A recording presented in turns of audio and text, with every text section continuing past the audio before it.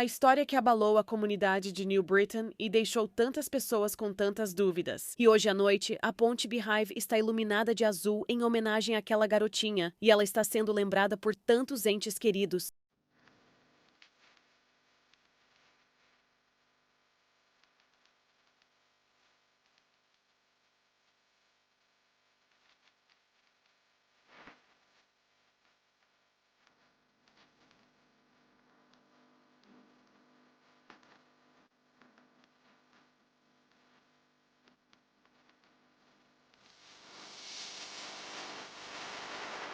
Bem-vinda ou bem-vindo de volta, e obrigada por estar aqui. Eu sou Cassie e este é A Wicked World. A história que tenho para vocês hoje é sobre uma jovem garota cujo corpo foi descoberto recentemente. Mas, na verdade, ela já estava morta há mais de um ano e ninguém percebeu. Esta é a história de Jaqueline Torres Garcia.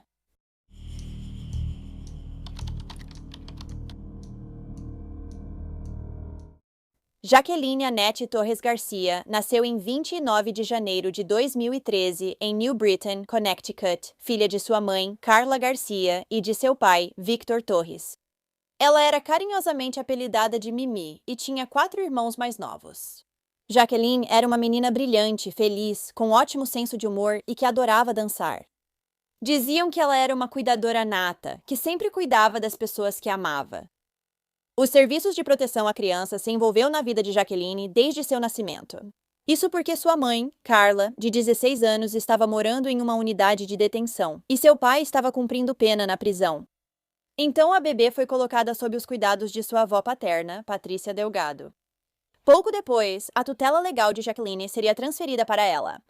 Em agosto de 2013, o Serviço de Proteção à Criança encerrou o caso, e Jaqueline e sua irmã mais nova permaneceriam sob a custódia da avó pelos próximos 9 anos. Durante esse período, as duas meninas tiveram estrutura, amor e uma família carinhosa.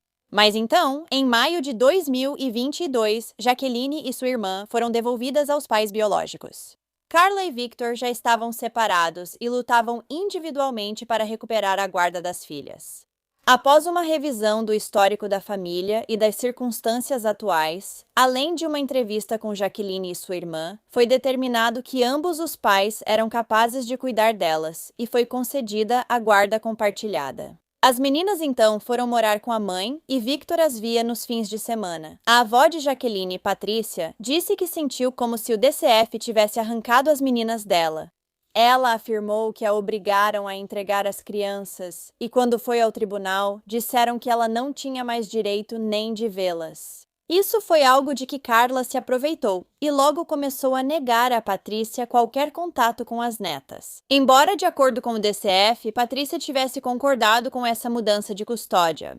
Não demorou muito até que o pai de Jaqueline, Victor, alegasse que Carla parou de cumprir o acordo de custódia e não deixava que ele visse as filhas. Então ele a levou ao tribunal em 2023, mas não parece que isso tenha dado em nada. E pouco depois, Victor se mudou para a Flórida, onde comprou uma casa, abriu um negócio e começou a namorar outra pessoa. Nessa época, Carla também estava namorando outra pessoa. O nome dele era Jonathan Nanita, e o casal teria mais 3 filhos juntos. Então, em setembro de 2022, o Serviço de Proteção à Criança abriu outra investigação sobre a família. Desta vez, era em relação a um dos irmãos mais novos de Jaqueline. No entanto, ela foi rapidamente encerrada depois que a agência determinou que não havia evidências suficientes para sustentar as alegações de abuso infantil e negligência. Concluíram que Jaqueline e seus irmãos estavam seguros e vistos pela comunidade, pois os mais velhos iam à escola. Depois disso, o Serviço de Proteção à Criança registrou que Jaqueline compareceu a 3 consultas médicas, sendo a última em maio de 2024. Então, em junho, a família se mudou para Farmington, Connecticut, e poucos dias depois, Carla recebeu a guarda exclusiva de suas filhas. Isso mesmo depois de a mãe ter sido presa e condenada em 2019 por agressão de 3º grau, pela qual recebeu uma sentença suspensa de 2 anos de liberdade condicional. Isso aconteceu depois que Carla deu vários socos no rosto da ex-namorada e a agarrou pelos cabelos. Mas nem o histórico da família com o DCF, nem o histórico criminal de Carla foram discutidos no tribunal quando foi tomada a decisão de devolver os filhos para ela. E a audiência durou apenas 10 minutos. A partir desse momento, sempre que Victor ou algum membro da família dele perguntava sobre Jacqueline, Carla dizia que ela estava dormindo ou ocupada. Isso mudou rapidamente, e a mãe passou a dizer que Jacqueline estava na casa de uma amiga e indo a outra escola. Foi aí que os parentes começaram a suspeitar que algo estava muito errado. E quando começaram a entrar em contato com Carla em busca de respostas, ela bloqueou todos os números de telefone deles. Ela também tirou a outra filha da escola e passou a mentir, dizendo que haviam se mudado para outro estado. Em agosto de 2024, no dia em que Jacqueline deveria começar a sexta série, Carla enviou um e-mail para o distrito escolar informando que elas haviam se mudado e que agora pretendia educar suas filhas em casa. Em janeiro de 2025, o Serviço de Proteção à Criança abriu mais uma investigação sobre a família, depois de receber denúncias relacionadas a um dos irmãos mais novos de Jacqueline.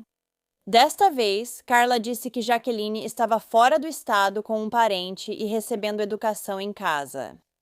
Mais tarde, o Serviço de Proteção à Criança recebeu uma videochamada de uma pessoa que Carla afirmava ser Jacqueline, mas não era, porque na verdade ela já estava morta desde o outono de 2024. No entanto, o Serviço de Proteção à Criança não sabia disso, então, em março de 2025, eles encerraram o caso sem preocupações adicionais. Só no dia 8 de outubro é que alguém percebeu que Jacqueline estava morta. Foi nesse dia que a polícia de New Britain recebeu uma ligação sobre uma atividade suspeita em uma casa abandonada. A mulher que fez a ligação disse que esteve com o ex-namorado de Carla, Jonathan Anita, em 29 ou 30 de setembro. Ele disse que precisava pegar algo e dirigiu até uma área arborizada perto de um cemitério, onde pegou uma caixa. Ele colocou a caixa no porta-malas e, de lá, dirigiu até um prédio abandonado localizado na número 80 da Clark Street, em New Britain. A mulher disse às autoridades que a caixa tinha um cheiro ruim e, quando pensou sobre isso depois, percebeu que provavelmente continha um corpo. A polícia foi até a casa abandonada e realmente encontrou uma caixa plástica que continha restos humanos. Depois, os restos foram identificados como de Jacqueline Torres Garcia. O legista afirmou que a menina estava morta há cerca de 1 ano. Ele afirmou que não havia sinais de trauma recente ou ferimentos em seu corpo que pudessem ter contribuído para sua morte, embora Jacqueline parecesse estar muito desnutrida. A causa e a forma da morte dela ainda estão pendentes. No entanto, as autoridades disseram que acreditam que Jacqueline sofreu abuso prolongado e desnutrição antes de sua morte. O que a polícia revelou para nós é que ela foi privada de comida e usada. Certo. O que passa pelo seu coração como membro da família? Enojada. Enojada. Fico pensando no que essa garotinha estava pensando em seus últimos momentos, o quanto ela estava assustada. Quando descobri que Carla tinha a guarda da Mimi, fiquei de boca aberta e disse, como assim? Apesar de terem feito viagens em família juntos, a família se afastou nos últimos anos. E Yoxi diz que Carla não deixava muitas pessoas se aproximarem da vida de Jacqueline Torres. Célia, acabei de encontrar 2 fotos no meu celular. Ela não convivia com a nossa família. Entre isso, o afastamento das escolas de New Britain e a mudança do pai de Jacqueline para outro estado, Yoxi acredita que isso explica o desaparecimento da garota ter passado despercebido desde sua morte há cerca de 1 ano. Eu com certeza teria feito perguntas, ligações e tudo ao meu alcance para descobrir o que estava acontecendo. A mãe de Jacqueline, Carla Garcia, e seu namorado, Jonathan Anita, foram presos e acusados de assassinato pela morte da menina. Eles também foram acusados de restrição ilegal em 1º grau, risco de lesão a uma criança, adulteração de provas físicas, conspiração para cometer assassinato com circunstâncias especiais, crueldade intencional contra uma criança e descarte impróprio de um cadáver. Cada um está detido com fiança fixada em $5 milhões. Além disso, a irmã de Carla, que também se chamava Jacqueline Garcia e que anteriormente morava com a família, foi presa. Ela foi acusada de crueldade contra a criança, restrição ilegal em 1º grau e risco de lesão a uma criança. Ela está detida com fiança fixada em $1 milhão. A tia Jacqueline morou com a família por um tempo. Ela também passou um tempo recentemente atrás das grades depois de ser considerada culpada por risco de lesão a uma criança. Em fevereiro de 2022, a tia Jacqueline levou seu bebê ao pronto-socorro com uma perna quebrada. A criança também tinha outros ferimentos, incluindo hemorragias no olho direito, hematomas no maxilar e na testa, uma fratura em processo de cicatrização no fêmur esquerdo e fraturas em cicatrização nas costelas. Acredita-se que esses ferimentos tinham entre 7 e 11 semanas de idade. Foi estimada uma fratura em cicatrização no braço direito entre 2 e 4 semanas de idade. O bebê também apresentava uma fratura em cicatrização no crânio. A tia Jacqueline afirmou que a criança só tinha caído da cama. E quando perguntaram sobre os ferimentos em processo de cicatrização, ela disse que seu filho de 2 anos e o primo do bebê às vezes brincavam de forma brusca com ela, mas nunca tinha visto eles machucarem a bebê. No entanto, em mensagens de texto para uma amiga, a tia Jacqueline afirmou que, na verdade, odiava o pai da filha e que a bebê não parava de chorar. Então, às vezes, ela a sacudia, a sufocava e a jogava para fazê-la parar. Ao falar com o pai da bebê, a polícia soube que Jacqueline costumava visitar a irmã e bebia demais. Ele também admitiu que a bebê se machucou uma vez quando ele e a tia Jacqueline estavam brigando pela bebê. Ele também foi posteriormente acusado de colocar uma criança em risco de lesão. A tia Jacqueline havia sido condenada a 10 anos de prisão, mas essa sentença acabou sendo suspensa e, em vez disso, ela foi condenada a cumprir apenas 18 meses. No final, ela cumpriu apenas 8 meses e meio. O ex-namorado de Carla, Jonathan Anita, também tinha antecedentes criminais. Ele foi condenado a menos de 1 ano de prisão depois de se declarar culpado, em 2022, por colocar outras pessoas em perigo de forma imprudente e por obstruir a ação policial. Aparentemente, ele estava dirigindo o carro com Carla quando foi parado. Em seguida, fugiu da abordagem e atropelou um policial com o veículo. Agora, durante o interrogatório com os investigadores, Jonathan inicialmente negou saber qualquer coisa sobre o recipiente de plástico, que continha os restos mortais de Jacqueline. Ele também disse que Carla o expulsou de casa em agosto e que agora ele estava sem teto. Jonathan admitiu que foi ao apartamento de Carla com outra mulher, colocou a caixa com os restos de Jacqueline em seu veículo e foi ao cemitério. Tudo isso foi por ordem de Carla. Jonathan disse que não achou um bom lugar no cemitério para deixar o recipiente. Por isso, colocou-o de volta no veículo e foi para 80 Clark Street. Lá, ele deixou o recipiente no quintal, mas insistiu que não fazia ideia do que havia dentro. No entanto, quando mais tarde lhe perguntaram se ele sabia que Jacqueline estava dentro do recipiente, ele assentiu com a cabeça, dizendo que sim. Jonathan disse às autoridades que havia sido recentemente libertado da prisão e que estava indo e vindo do apartamento de Carla e sua irmã em Farmington. Na casa, Jonathan viu sangue nas paredes até as escadas, e ao perguntar às mulheres o que houve, elas disseram que não sabiam. Ele também percebeu que todos estavam lá, exceto Jacqueline, o que o fez entrar em pânico e sair do apartamento. Ele voltou no dia seguinte e o sangue já havia sido limpo. De acordo com Jonathan, ele não via Jacqueline há 1 ou 2 anos, embora isso mudasse depois, e ele diria que a viu em janeiro ou março de 2025.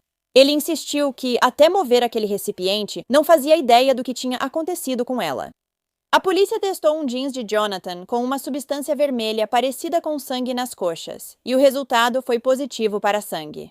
Os detetives também encontraram pequenos grânulos brancos de uma substância parecida com pó no chão do veículo dele. O mesmo pó branco foi achado no recipiente com os restos mortais de Jacqueline. Quando a mãe de Jacqueline, Carla, foi entrevistada pelos detetives pela primeira vez, ela disse a eles que sua filha estava bem e apenas visitando uma amiga. Depois, ela contou que seus filhos estavam com um parente em outra casa em New Britain. Quando a polícia disse a ela que já tinha ido a esse endereço e que todas as crianças estavam lá, exceto Jacqueline, ela demonstrou surpresa. Perguntaram sobre o relacionamento dela com Jonathan, e ela disse que haviam terminado há 8 meses porque ele era muito controlador e abusivo. Mas ela sempre teve muito medo dele para denunciar à polícia. Então ela disse que Jonathan realmente foi até a casa dela no dia 8 de outubro. Ele estava pedindo dinheiro, agindo de forma nervosa e tinha levado um dos iPads dos filhos dela. Quando Carla foi questionada sobre o que Jonathan disse da caixa com os restos de Jacqueline, negou saber do assunto, mas depois afirmou que Jonathan devia ser o responsável. Carla afirmou que nunca denunciou suas suspeitas sobre o ex-namorado por medo de retaliação. Ela relatou aos detetives uma briga com sua filha de 11 anos, Jacqueline, ocorrida em outubro do ano anterior. Essa história, no entanto, foi contestada pelo médico legista, que não encontrou sinais de lesão ou trauma no corpo da jovem garota. De acordo com Carla, Jacqueline ficou chateada quando descobriu que sua mãe estava esperando mais um filho. Então, ela a empurrou escada abaixo em sua casa, fazendo com que as duas caíssem. Isso deixou Jonathan muito irritado com Jacqueline. Então, ele pisou na cabeça dela algumas vezes e depois a arrastou até o porão, onde a jogou escada abaixo. Carla disse que sua filha estava chorando e sangrando, mas ela não interveio para fazer nada para ajudá-la. Durante a noite, Jacqueline morreu e Jonathan a encontrou sem respirar, levando o corpo ao porão. Carla insistiu que nunca tinha descido lá e visto o corpo da filha, mas quando o cheiro ficou tão ruim que eles não aguentavam mais, começaram a ficar com familiares e amigos, além de se hospedarem em hotéis. No verão de 2025, eles se mudaram para uma nova casa na rua Tremont, em New Britain. Jonathan transportou o corpo de Jacqueline na parte de trás do carro dele. Carla insistiu que não tinha nada a ver com isso. Agora, entre setembro de 2024 e o momento em que os restos mortais de Jacqueline foram encontrados, a polícia foi chamada várias vezes à residência da família devido ao barulho excessivo das brigas entre Carla e Jonathan.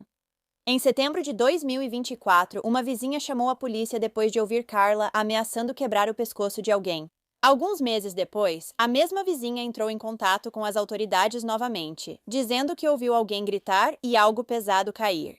Em seguida, ela ouviu Carla gritar algo como "pare" ou "não faça isso".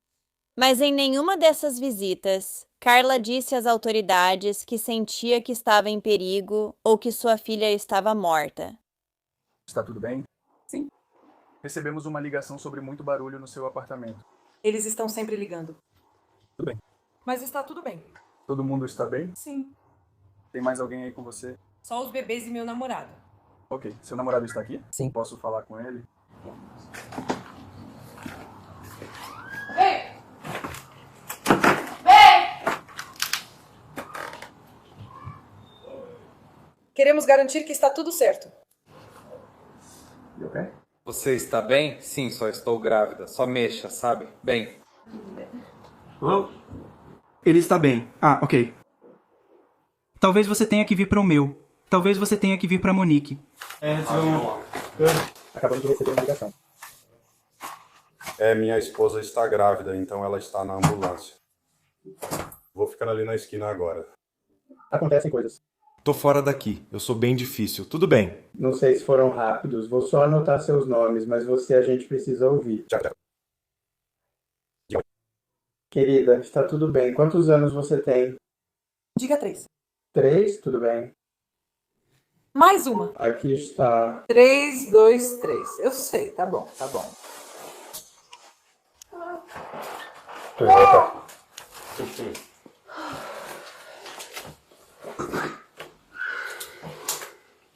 Qual é o seu nome? Carla ou K. K.A. E Carla, qual é o seu sobrenome? Garcia. Feliz aniversário, Carla. 6.196. Qual é a minha resposta? Jonathan. John Swin. Jonathan. O sobrenome de Jonathan. Nanita. N-A-N. Até. Feliz aniversário. Não, na verdade não foi em 1995. Quase um ano. Esses são bons. Você faz um apartamento funcionar. Temos empresas. Eles reclamam desde que nos mudamos aqui. Não é o primeiro filme feminino? Na verdade, nós vamos nos mudar. Sério mesmo? Sim, por causa disso. Quer dizer, infelizmente, às vezes em apartamentos não dá para escolher os vizinhos, né? Então, alguém de um jeito, outro de outro, às vezes acaba dando conflito. Acabei de chegar, tá bom? Tudo bem. Vou só segurar isso rapidinho. Sua cabeça. Forte mesmo. Vocês têm mais algum problema com vizinhos ou só o barulho das motos? Bem. Carla. Sim, eu sei. Por um tempinho. Sim. Sobrenome. Nanita. Esta é a sua única filha? Estou a caminho. Estou com um cientista. Certo. Ele está em um. Ele ficou lento. Isso mantém vocês ocupados? Sim. Vocês têm um lugar para onde estão indo? Tem. Sim, certo. Para onde vão? Nós vamos para Lebrun. Sim. Jay está melhor. Bem, viemos de Lebrun. É melhor lá porque não temos nenhuma reclamação. Sim, é uma área um pouco diferente. As pessoas são um pouco menos propensas a querer reclamar de barulho e coisas assim. Ok, estamos indo embora. Quando uma foto de Jacqueline foi mostrada para Carla, na qual ela estava claramente desnutrida e deitada no chão, imobilizada com abraçadeiras plásticas, a mãe inicialmente afirmou não ter envolvimento em prender Jacqueline. Mas depois ela admitiu ter cortado as abraçadeiras plásticas dela em algumas ocasiões. Logo isso mudou, e Carla admitiu que, na verdade, ela mesma colocou as amarras em sua filha, mas apenas depois de ter sido orientada por Jonathan. Por fim, a mãe admitiu que tanto ela quanto Jonathan maltratavam sua filha juntas quando ela se comportava mal. Normalmente era porque ela fazia coisas que não deveria fazer, como bater em outras crianças, entrar em carros e ter 5 namorados. Carla acabou confessando à polícia que ela e seu namorado haviam parado de alimentar Jacqueline 2 semanas antes de sua morte. Carla também disse que, na verdade, foi sua irmã, Jacqueline Garcia, quem lhe enviou a foto de Jacqueline deitada no chão, imobilizada por enforca-gatos. Mais tarde, a tia Jacqueline admitiu ter tirado a foto no verão de 2024. A tia Jacqueline disse aos detetives que, quando a sobrinha se comportava mal, apanhava. Ela também era privada de comida e água e muitas vezes deixada amarrada com abraçadeiras plásticas no canto do quarto. A tia Jacqueline insistiu que nunca participou dos maus tratos à sua sobrinha e às vezes até tentava levar água para ela. Mas foi ela quem tirou a foto e Carla insistiu que sua irmã também maltratava Jacqueline, chegando até a cortar o cabelo comprido da menina certa vez. De acordo com uma das amigas da tia Jacqueline, ela contou que Carla batia na filha com qualquer coisa: telefones, cintos, vassouras, qualquer coisa que estivesse ao alcance das mãos. Ela afirmou que Carla odiava a filha e não a queria porque não gostava do pai dela, Victor. Segundo relatos, Carla também tinha ciúmes da aparência de Jacqueline e do fato de que Victor amava a filha e não a ela. A tia Jacqueline contou aos investigadores que Carla a informou que sua sobrinha havia falecido em 19 de setembro de 2024. Ela disse que a menina de 11 anos já tentou fugir de casa 2 vezes, mas um familiar a encontrou nas 2 ocasiões. A punição dela era ser espancada e amarrada com abraçadeiras plásticas. A tia Jacqueline havia se mudado da casa em meados de agosto de 2024, e ela voltou a morar lá em agosto seguinte. Na época em que ela saiu da residência, afirmou que sua sobrinha estava extremamente magra e sabia que ela iria morrer. Mesmo assim, ela não fez nada para ajudá-la. Mesmo após a morte de Jacqueline, sua mãe, Carla, continuou a receber vale-alimentação em nome dela e também a receber pensão alimentícia. Ela também enviava ao pai da menina, Victor, fotos de itens como roupas e sapatos que dizia que Jacqueline queria, mas ela simplesmente ficava com o dinheiro. Uma ex-vizinha de Carla, chamada Kimberly White, disse que era amiga de Carla e que elas frequentemente trocavam mensagens. Aparentemente, Carla estava planejando participar do podcast de Kimberly antes de ser presa em 12 de outubro. Carla disse para Kimberly que tinha falhado com a filha e que agora queria falar sobre a situação. Kimberly White conta que conheceu Garcia no início do ano, quando seus filhos passaram a brincar juntos. Amigas de verdade como arroz e feijão. White diz que suas conversas com Garcia eram breves e amigáveis, geralmente sobre as crianças. Após encontrarem restos mortais de uma menina na Clark Street, White soube que Garcia poderia estar envolvida. Ela me deve algumas respostas porque eu nunca nem conheci essa garotinha. Elas conversavam sobre gravar um episódio para o podcast de White. Um mandado de busca da polícia de Farmington mostra que Garcia contou a um detetive que participaria de um podcast antes de ser presa em 12 de outubro e que escreveu anotações da história no celular para consultá-las durante o programa. Antes da gravação, Garcia mandou uma mensagem para White, da qual a NBC Connecticut obteve uma cópia. Depois, confirmamos o número de Garcia com o familiar. A mensagem dizia: "Peço desculpas à minha filha por ter falhado com ela como mãe e por ter medo de contar a alguém sobre a situação. Outra parte dizia: não há nada neste mundo que me faça aceitar que ela se foi. Meu coração está partido pelos irmãos, pelo pai e pela família dela. Me desculpe. White disse que ela e uma amiga subiram para gravar o episódio. Garcia acabou desistindo de participar do podcast, mas White disse que ainda queria respostas. Começamos a fazer o jogo de policial bom e mal, fazendo perguntas para ela. E foi aí que eu fiquei sabendo que a garotinha estava morta desde setembro de 2024. Então minha melhor amiga falou: ué, ninguém nunca se perguntou onde estava a garotinha quando vinham aqui. Então ela basicamente disse que tinha alguém fingindo ser a filha dela. Eu e minha melhor amiga nos olhamos e pensamos: tem algo errado. Garcia foi presa na noite de 12 de outubro, acusada de assassinar a própria filha. Olhando para trás, White diz que não deveria ter deixado Garcia cuidar do filho dela. Eu só queria saber avaliar melhor o caráter das pessoas, porque eu não podia fazer nada além de rezar por causa do meu filho. Tipo, sabe, meu filho estava lá em cima. Qualquer coisa poderia ter acontecido com o meu bebê. Ela não parecia um monstro.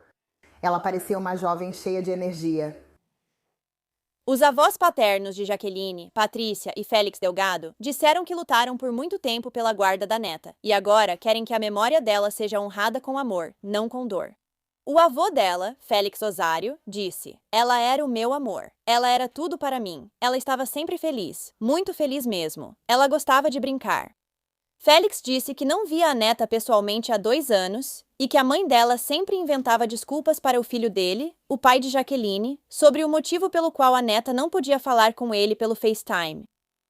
Petições online foram criadas exigindo a Lei Mimi, que obrigaria a realização de visitas presenciais anuais obrigatórias de acompanhamento para crianças em ensino domiciliar.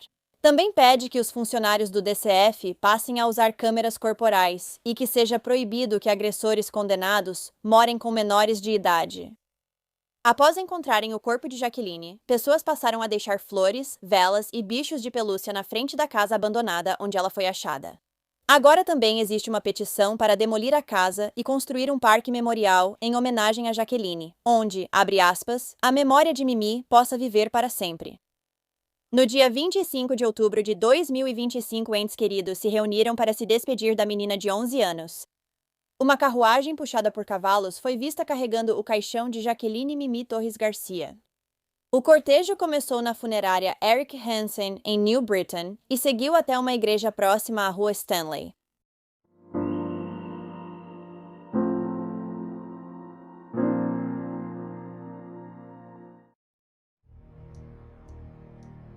Obrigada aos apoiadores de A Wicked World. Agora tem mais de A Wicked World no Patreon. Então confira em patreon.com/awickedworld ou use o aplicativo do Patreon. Você terá acesso a vídeos exclusivos todo mês e muito mais. Qualquer apoio realmente ajuda a garantir que as vítimas nunca sejam esquecidas e a destacar as falhas da sociedade associadas a cada caso.